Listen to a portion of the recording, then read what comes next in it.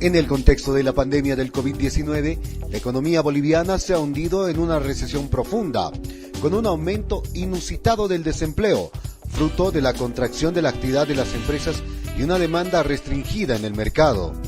Bolivia tiene la tasa de desempleo informal más elevada de la región. Un 84.9% de los trabajadores del país hacen parte de este sector, según la Organización Internacional del Trabajo. Este dato es particularmente preocupante en el contexto de la pandemia de la COVID-19. La pérdida global de empleo en Bolivia a lo largo del año 2020 habría llegado a 1.029.824 empleos. Esto equivale al 17.4% del empleo total. Desagregando los empleos perdidos por tamaño de empresa, se observa que las micro y pequeñas empresas registran pérdidas de 685.000 empleos, lo que representa el 66.5% del total del empleo perdido. La mediana empresa se redujo en 290.000 empleos, 28.2% del total, mientras que la gran empresa se redujo 54.000 empleos, el 5.3% del empleo total perdido. En Chuquisaca, según fuente de la Federación de Empresarios Privados, hubo el cierre de empresas y la pérdida de fuentes laborales. En Chuquisaca, con datos de Fundempresa, se hubieran cerrado 169 matrículas, registro de matrículas. En el sector empresarial afiliado a la Federación se han cerrado 2 empresas en el sector de servicios y comercio y 7 empresas en el sector hotelero, cierres temporales. Estos efectos negativos han dado lugar a la precariedad del empleo, a que la gente se quede sin empleo, y lo que se trata en este momento es de hablar de la generación de políticas públicas que apoyen al aparato productivo para generar fuentes de empleo o para sostener el empleo que está todavía vigente después de la pandemia. Como datos de fuentes de empleo no tenemos el dato exacto, pero si consideramos que cada empresa está con unos 14 trabajadores, tomando en cuenta esas 11 empresas más las 7 empresas hoteleras, tendríamos alrededor de unos 200 empleos que hubiéramos perdido en el municipio. Desde el 2020, por efecto de la pandemia del COVID-19, la calidad del empleo se deterioró.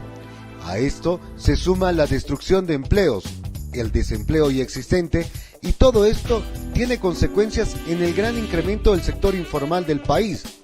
Este cierre de empresas derivó en el crecimiento del empleo informal, que se incrementó a 12.000 comerciantes, según reportes del gobierno municipal.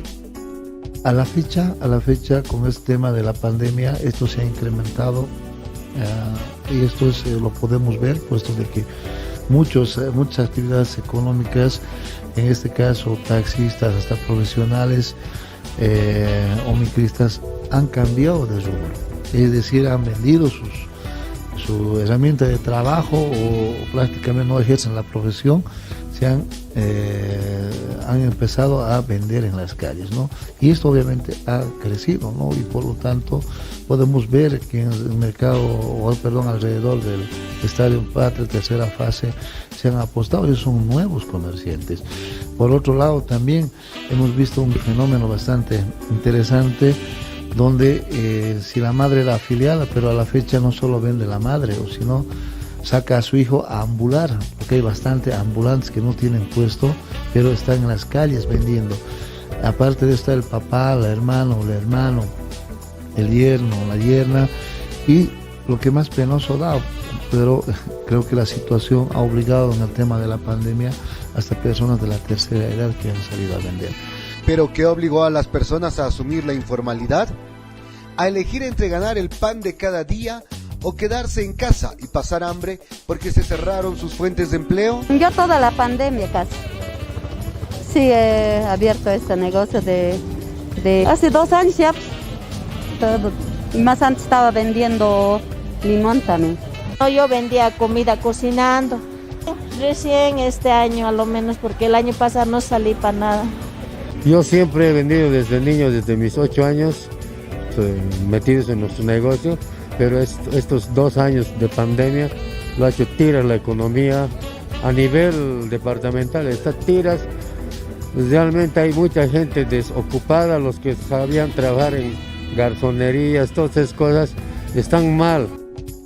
No deja de llamar la atención que pese a los esfuerzos del gobierno para reanimar la economía con medidas de inyección de recursos por un lado de la demanda y por otros para reactivar el aparato productivo por el lado de la oferta, a fin de enfrentar la peor crisis en 67 años.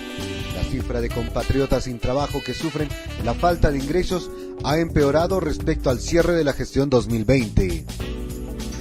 No lo suficiente para el sector productivo, porque el sector productivo lo que necesita es políticas públicas macro que realmente puedan dar certeza de una reactivación económica. Para eso está la promoción, para eso está el tema de mejorar las condiciones de inversión, no solamente en exenciones tributarias, sino también en temas de facilitar la apertura de mercados, el trabajar en forma coordinada para tener inversión pública en el departamento que pueda generar empleo y que sea un eje multiplicador de la economía.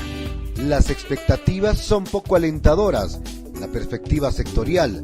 La fuerte caída del crecimiento del Producto Interno Bruto en el 2020 ha reflejado el deterioro de la dinámica empresarial, afectando negativamente el escenario laboral, en particular el sector privado, que genera el 90% del empleo en el país.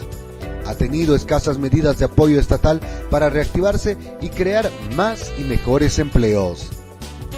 En resumen, la caída de la informalidad en el país desde la perspectiva de empresas más productivas y más empleos de calidad continuará como una agenda pendiente.